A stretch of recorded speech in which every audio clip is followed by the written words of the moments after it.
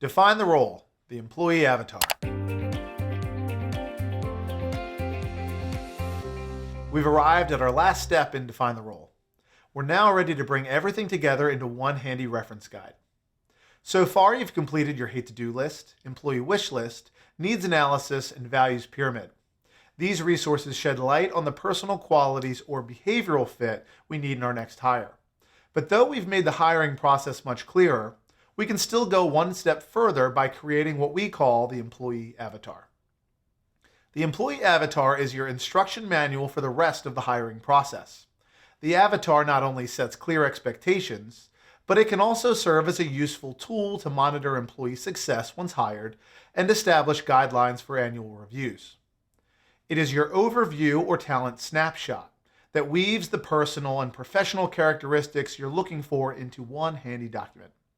This vlog entry will take you through its component parts. Let's start from the top and work our way down. The first main section is the candidate summary. The summary is a rough sketch meant to capture the essence of the candidate's personality and motivation. Your candidate's motto is their modus operandi, or what you'd imagine their character, habits, or little quirks might look like and sound like. Feel free to have some fun with your avatar's motto. Next, you'll see the subsection called DISC.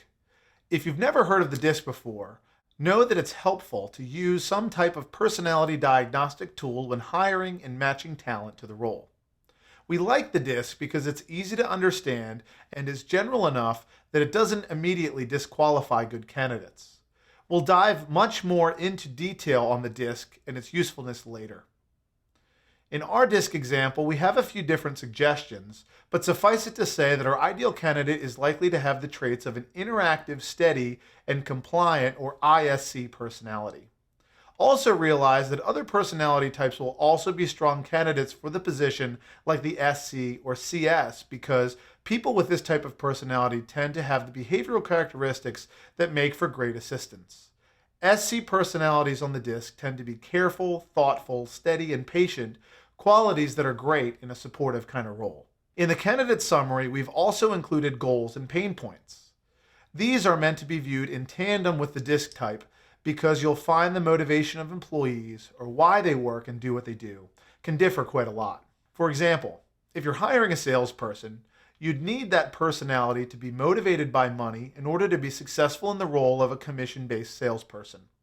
Salespeople are driven by change, persuasion, and the thrill of the hunt, which is why they ultimately value money as an end goal. Now contrast the goal of an administrative personality. This person is motivated by stability and consistency. The chances of this personality doing commission-based work are slim to none, because their primary motivation is one of certainty. Now let's talk about pain points. For the salesperson, too much structure can be stifling, constricting, and confining. They will resist micromanagement at all costs or flat out ignore you. The pain points for an administrative personality would relate to anything that creates disruption and unreliability. They expect leadership that is consistent, getting lost in the details, and completing projects to near perfection at the cost of time wasted. In creating your candidate summary, notice that we're not just focused on the positive attributes of a candidate, but trying to give a well-rounded perspective of what is realistic expectations of the types of personality temperaments that come with every position. Next, let's look at the mission, which is the job in a nutshell. It is the brief statement in one or two sentences for why the job exists and its core purpose. Notice in our example that the mission statement for this executive assistant role is short and easy to understand.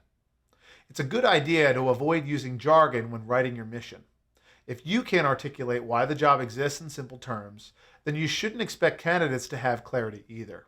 Your mission should be reinforced by the values pyramid. You might not explicitly use the key words of your pyramid in the mission statement, but they should be implied. The outcomes section describes what needs to get done. Think of the outcomes section as the what section or key responsibility areas.